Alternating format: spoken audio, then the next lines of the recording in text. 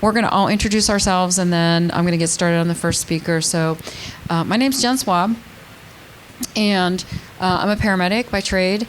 I have about 40 years experience in public safety. Started out at a volunteer fire department, so I have some firefighting experience as well, dispatch experience, rescue experience, and I'm the training officer where I work, and have been on CISM for maybe 15 to 20 years. Took a little hiatus when I had some kids. So that's my scoop. Roy? Guess I won't be on the projector. My name is Roy Cox. I just recently retired from the city as a district chief with the Bureau of EMS, and the operations director for Pittsburgh CISM, which is an honor to work with the many volunteers we have. I'm also an active DMAT member and keep getting deployed more than I could imagine, and have been involved with the Red Cross and several other volunteer organizations in our county. I'm Sheila Roth, and I've been part of the Pittsburgh CISM team for 33 years, and this work is truly, I think it's not only my passion, but I can speak for these two. It's their passion. We have a very wonderful team. And I'm a professor of social work at Carlow University. I'm the chair of the master's program there. We're just a brand new master's program. If I can just put a plug, it's online and face-to-face. But anyway, and I trained as an EMT because I do counseling at the Center for Emergency Medicine with paramedic students. So it kind of all fits in together. Thank you, Dr. Cox and Dr. Roth. And the new Dr. Swab. Yes. No, I didn't. She just finished her PhD. So it's pretty exciting. So thank you very much. We have to have objectives, obviously. So hopefully at the end of here, you guys will have a better understanding of our role of CISM during mass casualty incidents, especially in Pittsburgh, the importance that we have found in building relationships between our team and other public safety and other agencies, and identify some strengths and weaknesses of responses during mass casualty incidents as deemed by officials as a hate crime. So we actually have 4 case studies for you today, and all 4 of them are centered around a version of hate. The first one is a hate against police officers. The second one was a hate against healthcare workers. The second one was against women. The third one is against healthcare workers, and the fourth one against the Jewish religion. So first we're going to talk about each one separately and CISM, the role in each incident, and then at the end we're going to compare and contrast differences because each one was just unbelievably different from the other from our perspective. Next, sir. All right, so on this morning, it was a nice Saturday morning, gorgeous day out. I was at work, and a young male and his mother were arguing, and she eventually called the police. They had been there before. One police officer responded. A second officer who was off duty on his way home responded, and when the second officer got there, he found the first officer dead on the patio or the right outside the front door. So he radioed for help. He was shot. Help came. Third officer was shot, and the guy was barricaded in the house, just they couldn't get anywhere near him. And for the first responders that were there, the police, fire, and EMS in particular, they watched the 2 officers bleed to death and die. They couldn't get them. So that was their biggest struggle. The incident itself lasted, I think, a few hours. The shooter was injured at some point, but it ended up surrendering. From a CISM perspective, there was so much to do with this incident. Police, fire, EMS, community, 911 dispatchers. I don't recall that we did any work in hospitals with this, but there was a whole lot of work to do. At the time, Roy was, were you a district chief yet? Or he was patient care coordinator for Pittsburgh EMS, and he was on scene. I don't know if there's any pictures of him in the pictures that we have here, but after the incident was over, he made a really strong call from a CISM perspective, which was for us to mobilize and maneuver ourselves around the city, going to EMS stations just to be there as a show of support for the medics when they got back. And that went on pretty much all day, all night. The day didn't end till about midnight next. Some of the challenges were some of the things I've already mentioned. Active shooter scene. It was active shooter, multi-agency response. So you didn't just have the city of Pittsburgh, you had outlying agencies as well. It was an extended incident from a timeline perspective. It was life-threatening for responders and bystanders. And this one, and we can talk about most of this stuff freely because the investigations are over, not with Tree of Life, but with these ones, yes. This one here, when you talk about from a CISM perspective, talking to the medics, each one had an idea in their brain of how they thought they could go in and save the officers that were dying in front of their eyes. And another Pittsburgh paramedic who was in charge, he was I don't know what his role was, but said, we cannot do that because we will be putting ourselves in danger, and clearly this guy is going to shoot anybody that goes in way. So I personally believe that he saved paramedics because they wanted to go in and get their buddies out and couldn't. Roy? And the problem with it, I was there for the entire call, is the shooting was going on for hours. And it was bone-chilling because you saw the officers being shot while they were still laying there and trying to move, and you saw the shooter actively shooting out. And then once the SWAT team got there, they were shooting in to try to stop him. So it was non-stop, large volumes of gunshots from every different angle and him shooting out. And that was really the tough part. And of course, the news media never gets it right? They said there were a couple hundred rounds, but it was more like thousands. Next.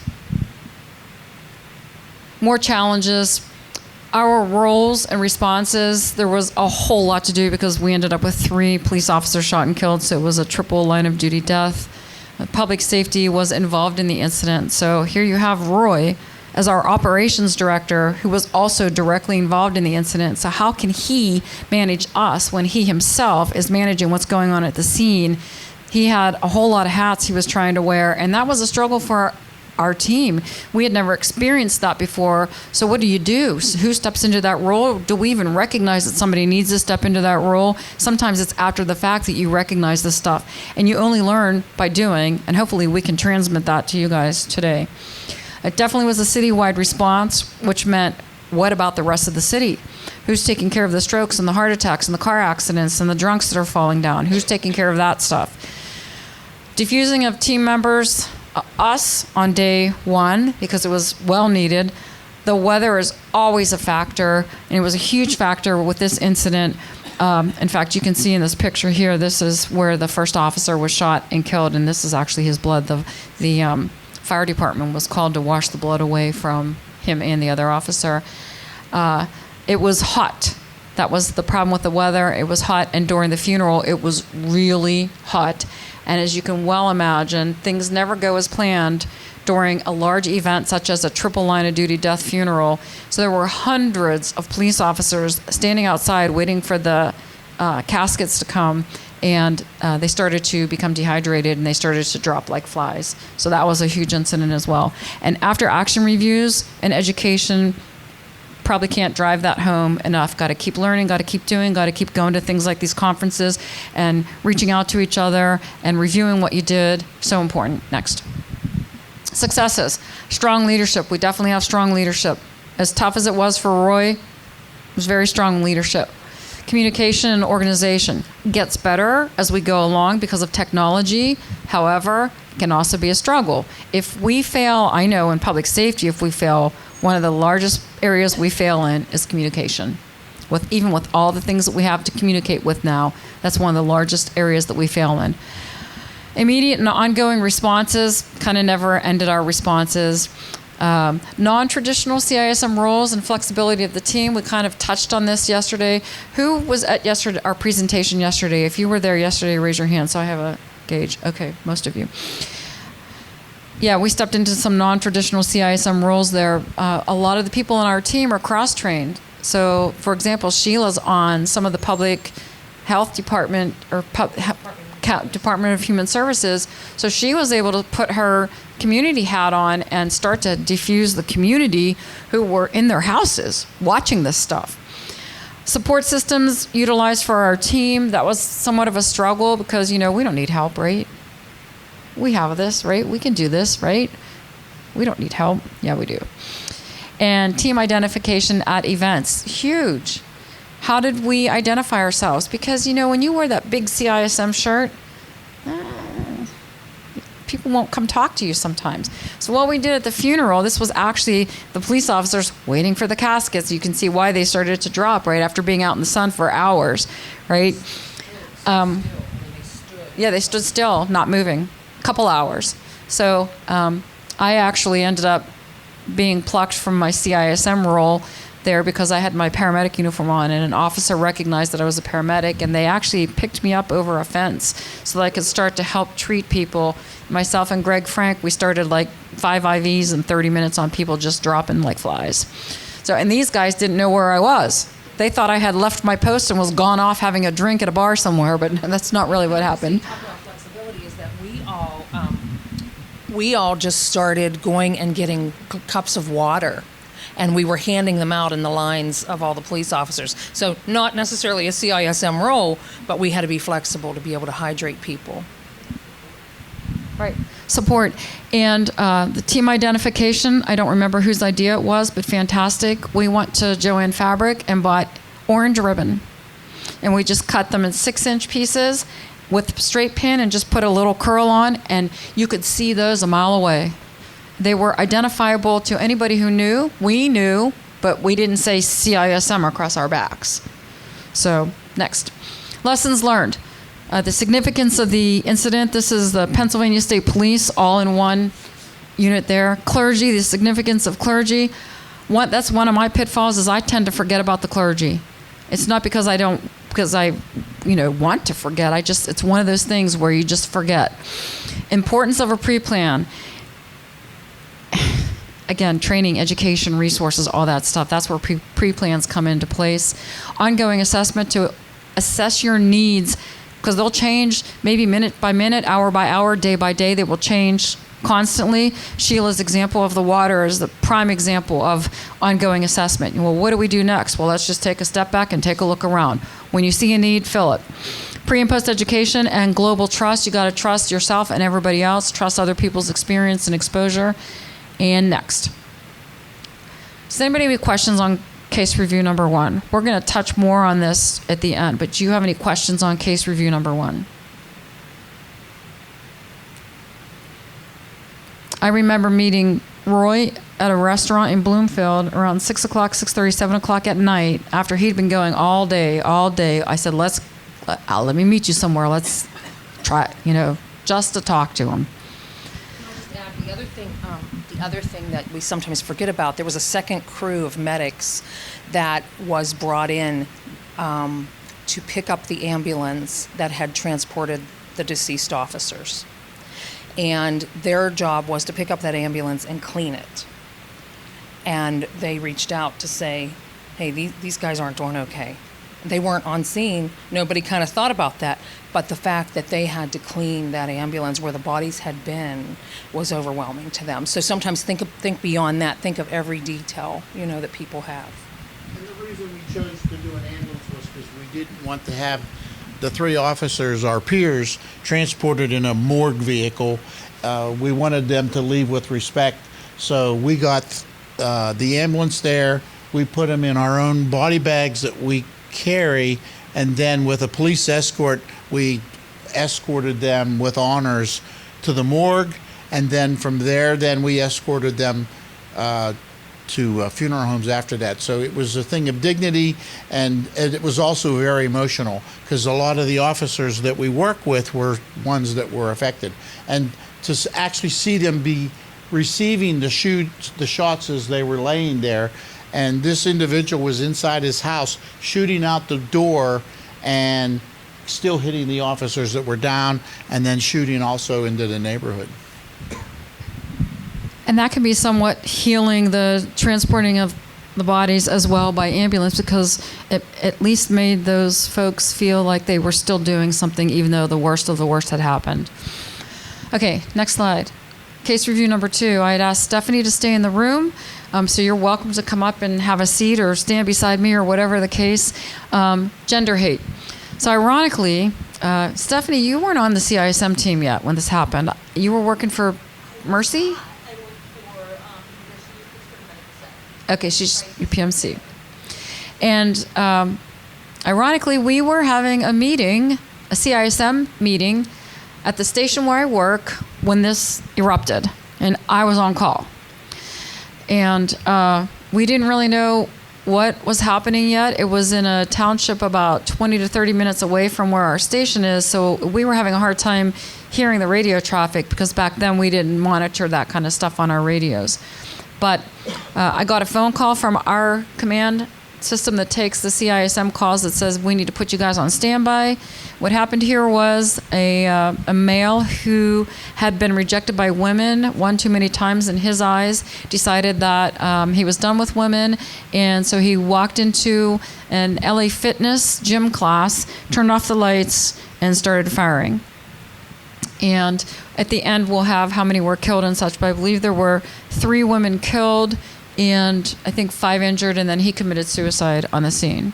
But they were pretty trapped because it was the building itself was like you walked in on the first floor, but the back was like a 2 or 3 story. So, and it was dark. He had taken away their ability to see. Next. So the timeline for CISM, the unfortunate thing with this one was it was in the evening. And so it's really hard to mobilize people, after you've been up all day, to send people, 20, 30, some of our folks, an hour away from where they live to the areas that needed help. So we sent CISM teams to the police station. I don't remember if anybody went to the scene on this one, and to a fire department. And we probably didn't get there till about midnight. And there was a lot of work to do. Next. Oh, do you want to say something, Roy? The scene...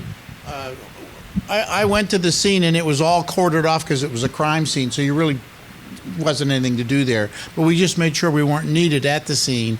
And then I was one of the ones that went to one of the fire stations. It's a very small community. There's like a couple paid staff, and then the rest are volunteers. And this was something they've never seen in their career, so it was very emotional for them. Next.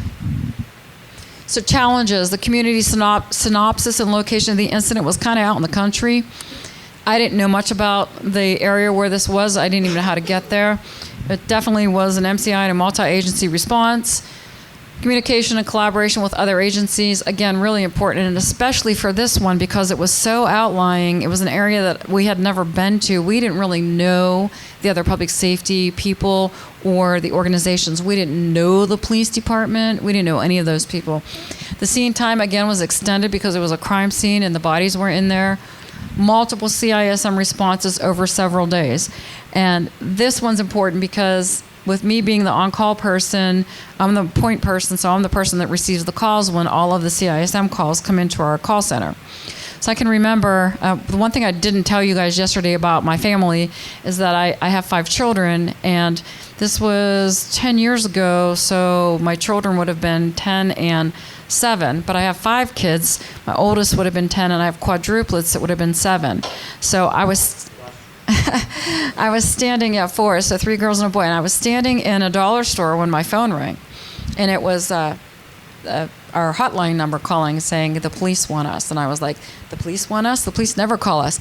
And I didn't have anything to write on or write with, so I'm in the dollar store reaching for tablets and pens, just plucking stuff off and the kids are like looking at me thinking their mom's stealing the stuff, but I'm like, it's okay, kids, it's all right. So yeah, that was pretty interesting. And weather and shelter became huge because, as these things evolve, our needs evolve with them, and the community was doing a vigil. And Sheila was my help person. She was the person in charge of the vigil. And unfortunately, a really, really bad storm was coming with a tornado warning and whatever. And she didn't have anywhere to go but a parking lot. So I'm like, that's where the vigil was. So I'm like, So I reached out to our county and said, we have trailers, like mobile homes. I said, you need to send a trailer to this parking lot. So you want to tell them what you did? So it was like a strip mall kind of thing. And so that's where they had the vigil. And actually, the Allegheny County Mental Health Organization is the one that ran the vigil. But they had asked for CISM to come. And what was great is that we really worked in partnership with them. So as people were there for the vigil, you would watch for people who sort of had that deer in headlight stare, or some people would just approach us. And then if one of us saw them, we had blue polo shirts on that night. We would actually go over and hand walk them to one of our county mental health providers. But what was funny is Jen got me this giant Winnebago that looked like something from Spaceballs, and it was parked in the parking lot. But what was nice is that we did get thunderstorms, and if people needed separation time from the crowd, we could take them in there, and there were like 4 areas within that vehicle that we could talk with them one-on-one. So. And to backtrack just a little bit, Stephanie, the night of the shooting, you were at AGH, as I recall, right? So you were at Presby? So she was... Okay. And we didn't know each other, and we talked on the phone, I don't even know how many times. Do you want to say anything? We talked on that phone for 11 hours, back and forth. So we talked on the phone for about 11 hours back and forth with who's on this scene, who do you need at this scene, and so some coordination, because the Crisis Center has quite a number of CISM trained folks, some on the team, some just in support roles. But I will say this, if you are in that role where you're leading that, so that was my indoctrination. I'd never done anything like that before. I was not supposed to be there, so my boss, who lived about a mile from the scene, said, I'll just go there and help them, and you can stay and do the thing that I would do. So Jen was leading the way. I will say I walked away after 11 hours and said, if somebody can do this and do it as calmly as she has, then I can do this job. So yeah, so I got my sea legs under you. But it was pure chaos, and at no point was there any sense from you that this is really an insane scene. So a lot of coordination. And when Stephanie joined our CISM team, she recognized who I was before I recognized who she was, and she said, "You're Jen Swab." And then we made the connection. It was pretty interesting. She's like, "I've been waiting to meet you." So and then I asked my boss for a raise. No, kidding. Go ahead, next. Some more successes, cohesiveness of our team. Yeah, absolutely, we have that flexibility. Again, shelter, very important.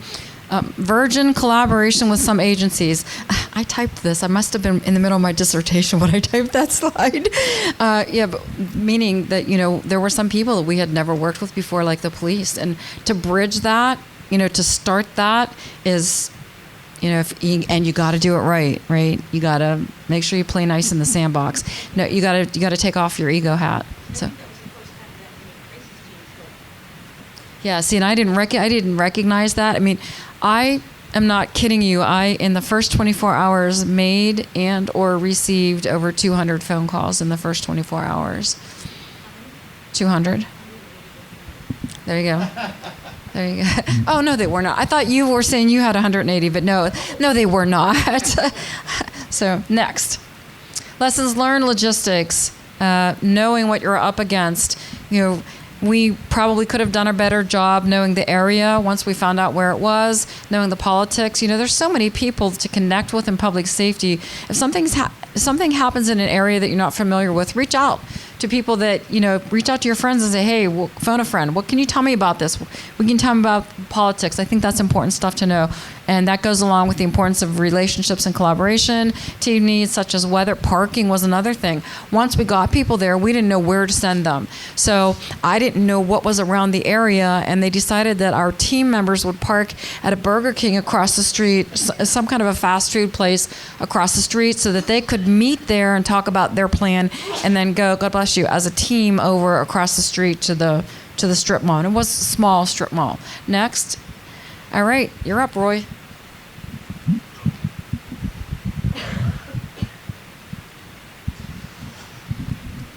The next incident, I have a unique story. It seems like every time we have a major incident, I'm always at the doctor's office. When 9/11 happened, I just had an issue with my one eye. I thought I had a splinter in it from the marathon race before that, and they dilated my pupils, and I came out into the waiting room, and that's when the planes were going into the building. And I'm sitting there going, really? My eyes are dilated, and we're under attack.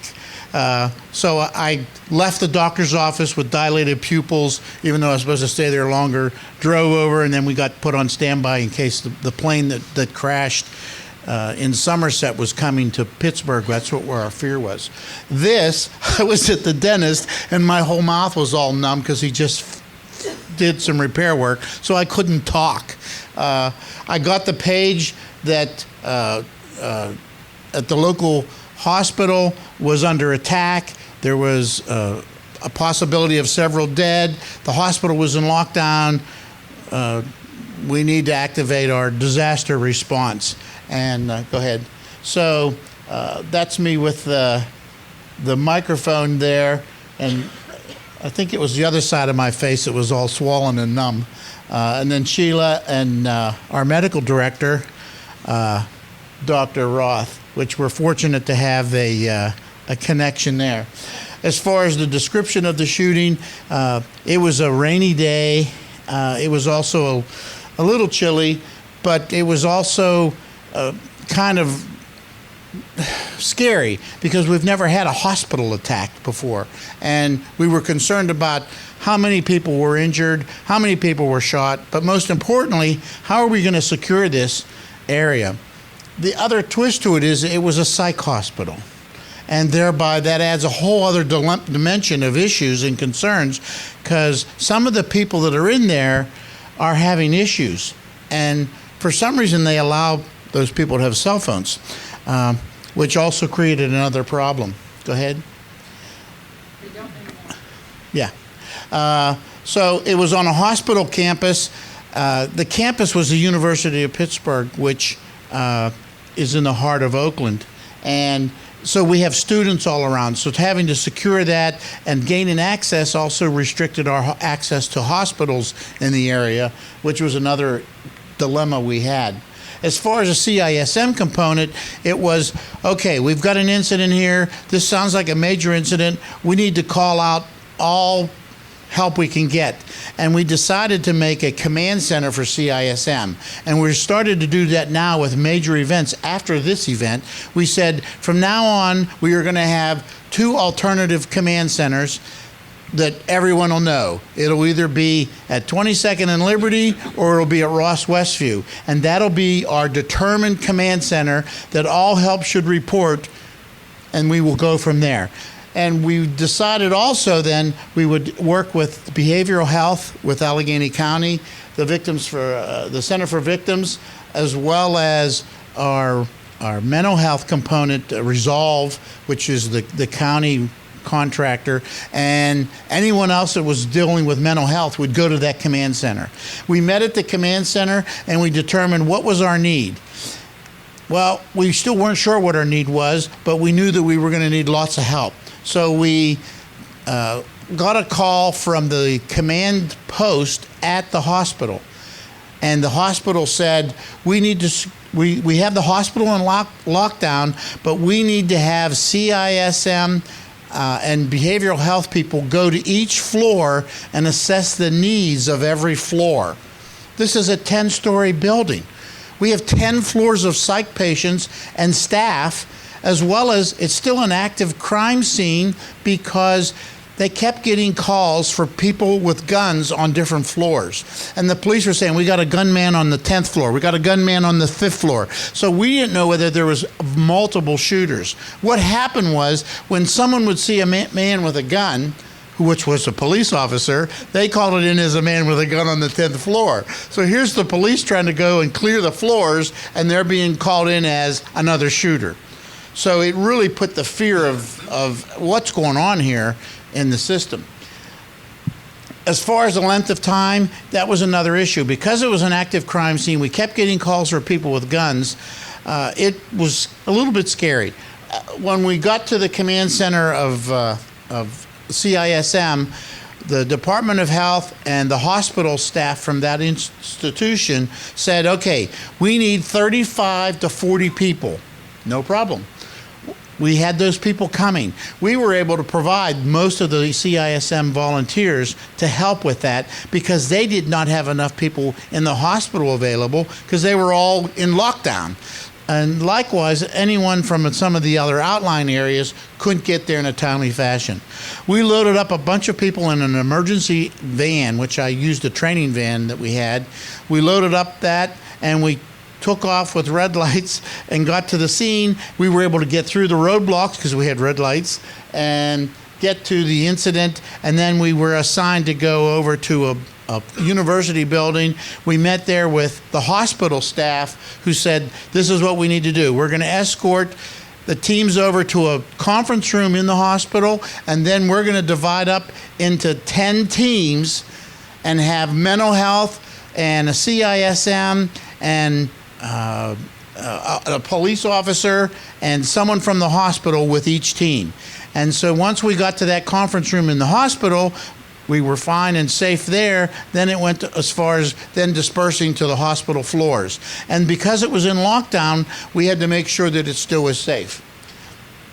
We ended up having one officer shot, one secretary that was in the entranceway receptionist was killed, and a half a dozen other people were injured with gunshots. Some of the conflicting reports created a problem. The patients calling in reports.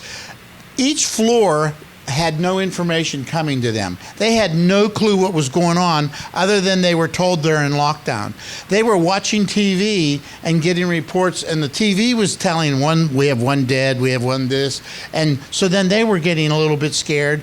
And then we had calls of, well, we're missing people.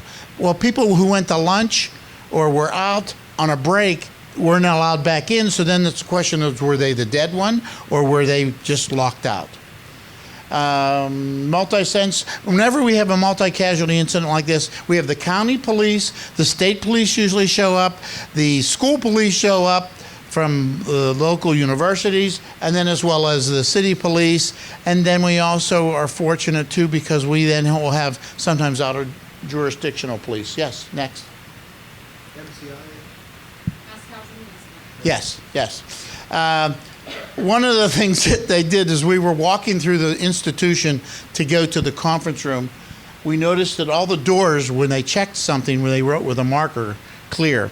And one of our team members broke the law and took a picture, and she got yelled at, "You're not allowed to take pictures in this area." Well, she did, and shame on her. She should be punished.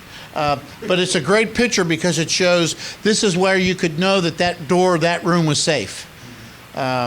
It was chaotic. It was scary. We're walking through an area under heavy guard. We're getting in an elevator and going to an area where we know that it's still unsafe.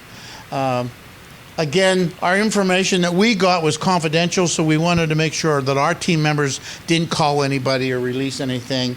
And our role was there to support mental health, which we're very blessed that our county and our regional areas have asked CISM to come and help them on a regular basis, and that was very helpful with our growth in the community.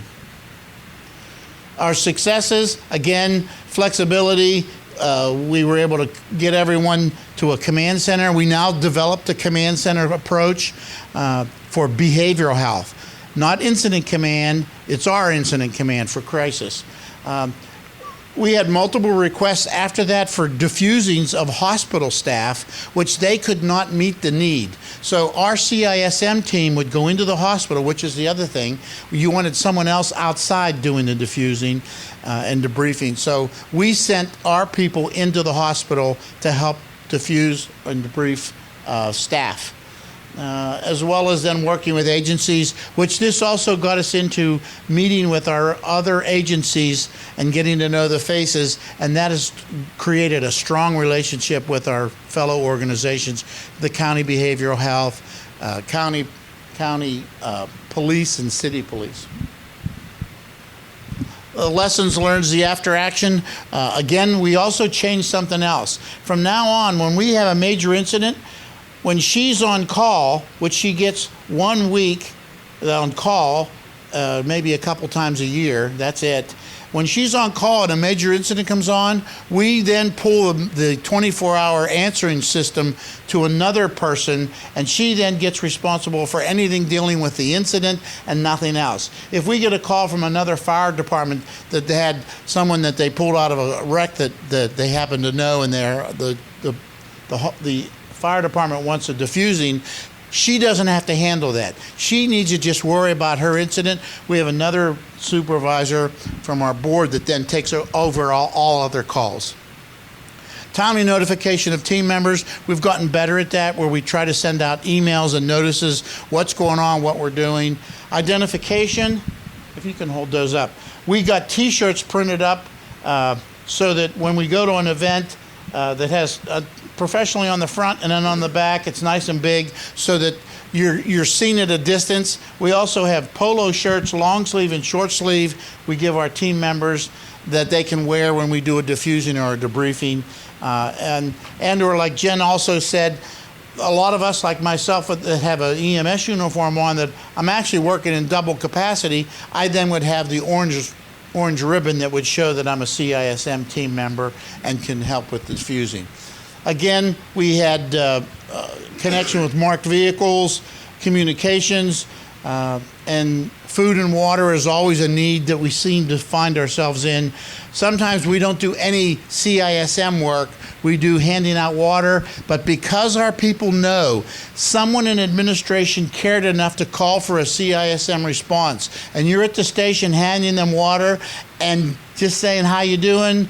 Here's some pamphlets on critical incident stress and understanding that. We don't lecture them. We don't over-educate them. We just show we're there, and it actually stops the process of a lot of issues that occur. Next. When you do Yes. debriefing, diffusing, do you do some, with like the hospital staff, do you do a bit of Q&A there at the end, or it's only informational and then 20 minutes or 30 minutes? We normally, no matter what we do, if it's a diffusing or a debriefing, we always linger behind. And we allow people to come up to us one-on-one because More informational, then if you want to talk to me. that's a diffusing, yes. Because there's a lot of people who don't want to say things in front of the group. So we do actually more one-on-ones and diffusings than we do anything else. We don't do very many debriefings. The other thing with that is we found that when we have a diffusing and we're diffusing groups, the person that says, I'm fine, I don't need anything, that's the worst one. And then after we start talking, they then just open up and you're like, okay, you who was denial is the one that needs the most help. But we don't make people bare their souls in front of a group of people. Yeah. But, and all of you were at our morning presentation the other day, so a lot of this you may be familiar with, but we'll run through it and maybe give you a little bit more detail on this next case. So, as you know from yesterday, the Tree of Life is in a very public, very beautiful community in our Pittsburgh area. So the timeline, I won't go through every bit of the timeline, but at 9:52 a.m., a gentleman parked his vehicle on one of the side streets near the Tree of Life, and he went in while people were there for early service, and he decided to start causing death and destruction. About 9:55, people started to flee the synagogue. So there were many, many people who ran out the side door, got in their vehicles, and those who couldn't flee tried to find places to run and hide. And there were obviously 11 or more people who were shot, inside the building. At 9:55, also the first police officer. So there were police officers actually who came pretty quickly. As you heard Jen say yesterday, one of our police zones is literally blocks away. But unfortunately, all of the police were out on patrol. But Squirrel Hill is patrolled pretty regularly, and so there were police nearby. So they were there, and they actually, he was starting to come out of the building, and when he saw the police, he ran back in. So we don't know what his plans were, but my guess is that he had more destruction planned for the community. So the first police officer was shot at 9:55. At 9:59, more police came on scene. They started taking fire. And he was, with an AK-47, so he had a lot of ammunition. He was ready to go. 10 o'clock, the second officer is shot. At 10 o'clock, also, our team was put on standby. That's when Karen had contacted us. We knew something was happening, but we officially were asked to be put on standby. So we decided to put our scouting team together. And Karen, who was our on-call person, said to me, Sheila, you live near, who do you want to bring? And I said, well, you know what, I was already in conversation with Jen, so she's on her way here. Jen and I will be there.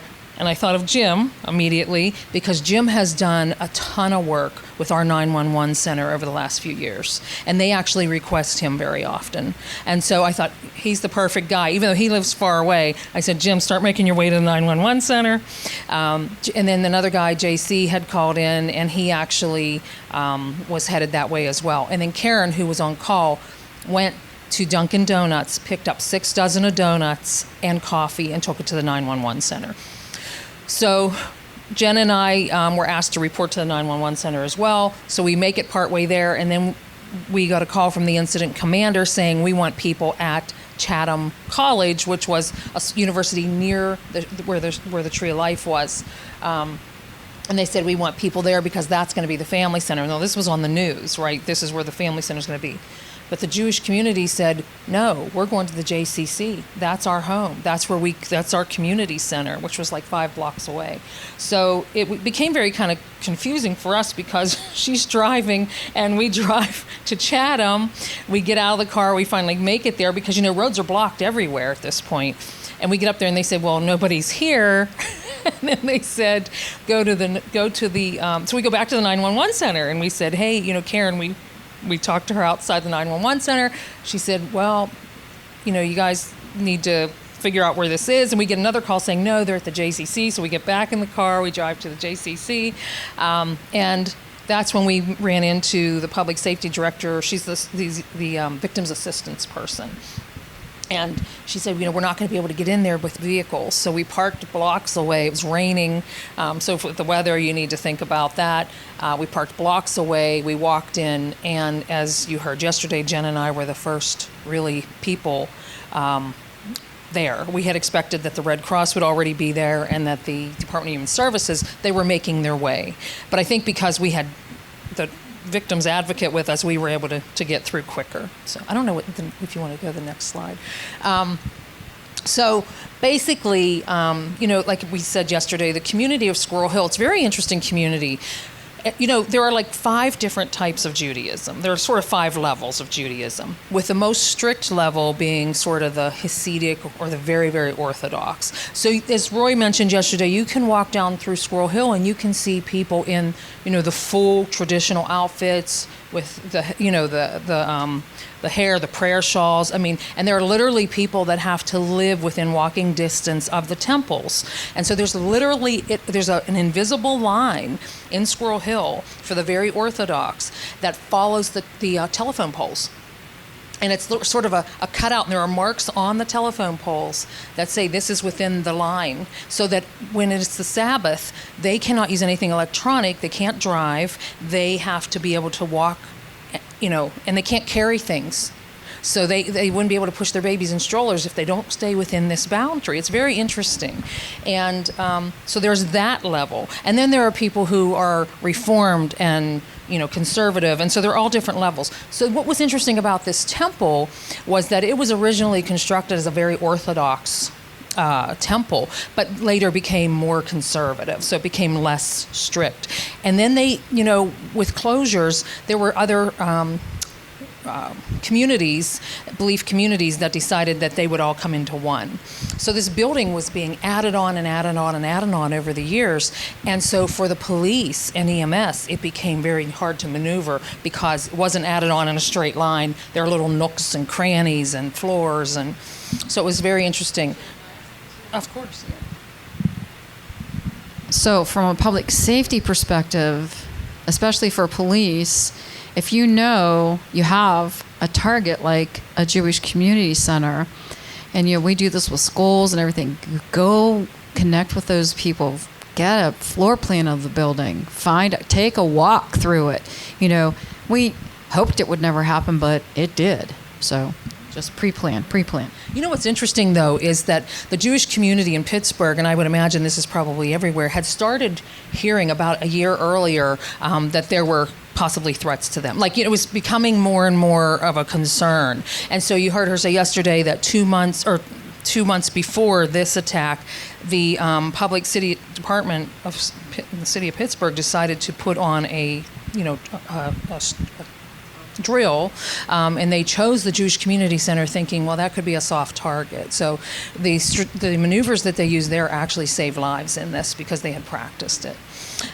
You can go to the next.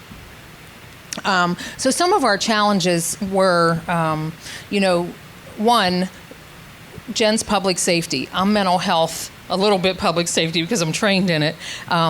But because we were the first two there, people were desperate. They wanted to know, where's my loved one, what's happening? And that kind of, how you get your mind ready to go in and do a CISM, right? And we work with public safety. So our mind was on, okay, we're going to go in and we're going to, be there for the police and the EMS folks, and we're going to be ready for that. Now, in my real job, I work with communities and families, but my head wasn't turned on to that. So when we walked in that room and they were literally saying, can you please help us? Can you help us find our loved ones? It was like, oh my God, this isn't what we came here thinking we were going to do. But there were clipboards, we grabbed them, we just kind of did what we needed to do. Then thank God the Red Cross and the Department of Human Service folks came, and we were able to give those people the information on the families that were missing. CISM, I told you yesterday, if you remember about the news media, we caught one of our local news anchors coming into the room. We noticed him, and that was interesting, and they talked to him about it. I think our basic needs, we didn't know we were going to be there for going almost 12 hours. We were there all day. Although the community flooded the place with food in the afternoon, and the food had to be kosher, so they had to look after that. The week following, our numbers from yesterday, we did 19 group interventions throughout the week. Approximately 20 of our team members were used during those interventions, and we saw over 300 people within all those interventions. And actually, there were even people later we reached out and referred for EMDR and that kind of treatment. And those are agencies. That's not community people. Those are being 911. Oh, it was all public safety, We didn't do any work. After the first day at the temple or at the JCC, Jen and I did not do any more community work. We worked solely with public safety. So relationships, again, I can't stress enough how important it is to build those relationships with public safety, with mental health, because you're all going to end up at the same incident. And it's really, really important to know those faces ahead of time. And that really worked in our favor for this time. The impact of simply caring can feel differently. And I think this is something as CISM workers we need to think about. The impact of caring. When we go out and we work with public safety folks, they experience, as cumulative events all the time. But when you're thrown into a situation where you're in that mindset and then you're asked to work with a community who's grieving, that impact of caring feels very different. And so I think we need to do more training with our CISM folks around what happens if you have to end up working with the community.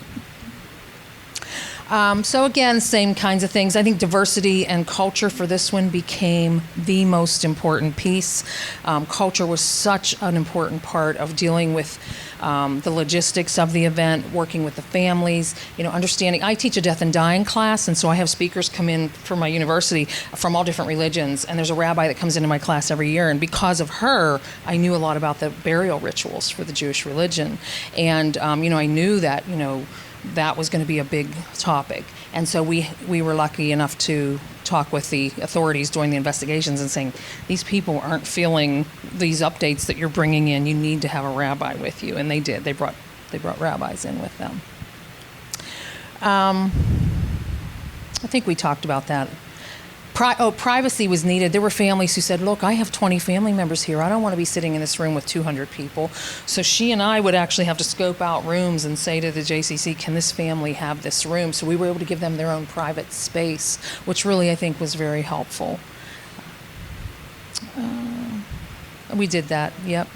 Okay, This is our last slide.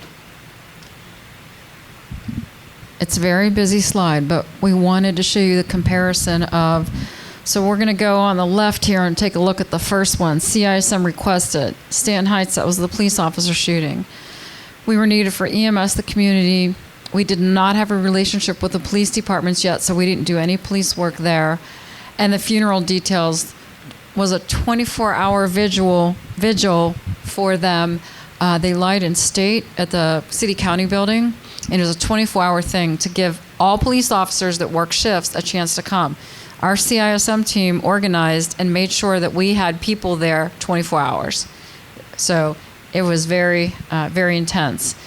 From the LA Fitness, from CISM, we requested for EMS, police, and a community vigil in Whippick. Do you want to, or you just want me to keep going? Okay.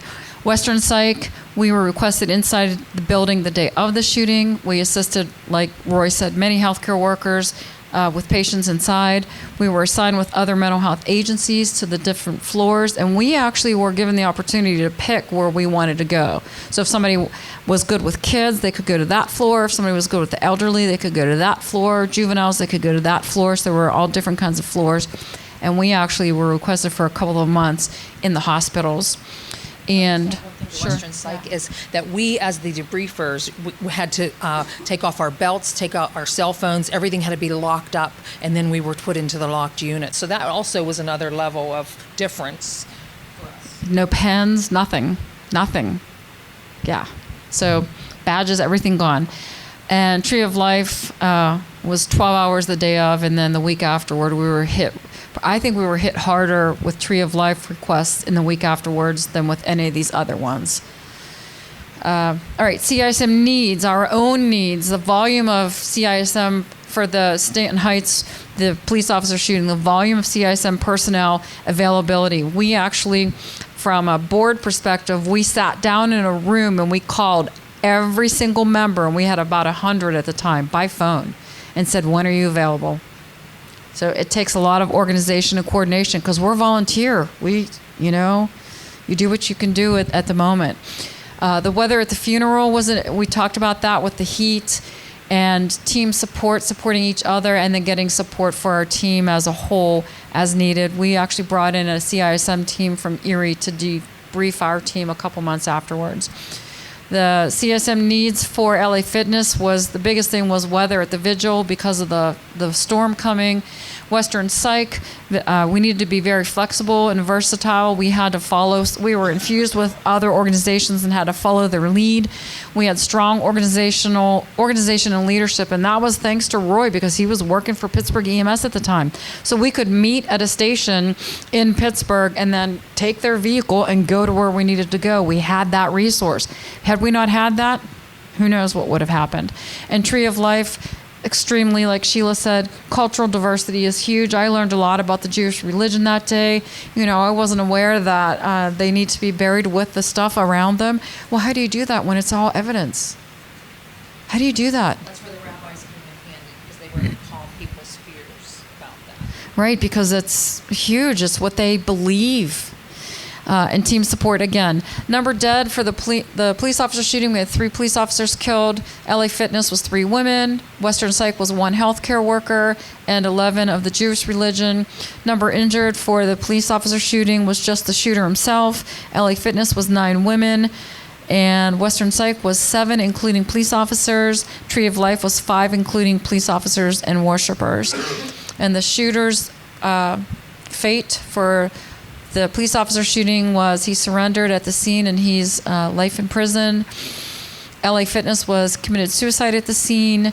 Western Psych, he was shot and killed by campus police at the scene.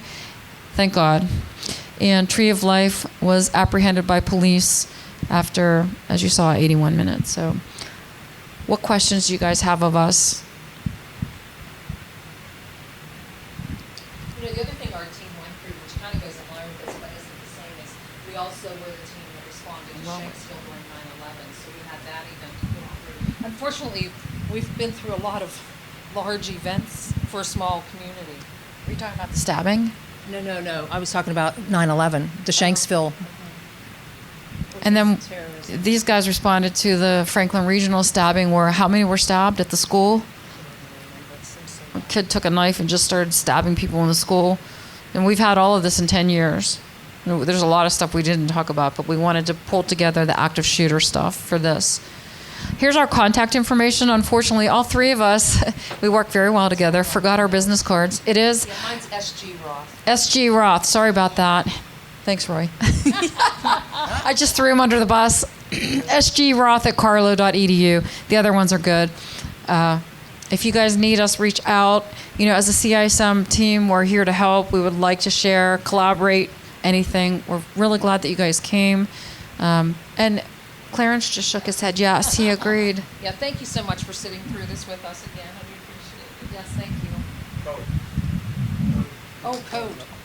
Oh, the code. Yes, I'm sorry. What's the number? There it is. 63407. Thank you. 63407. Yes, thank you all very much.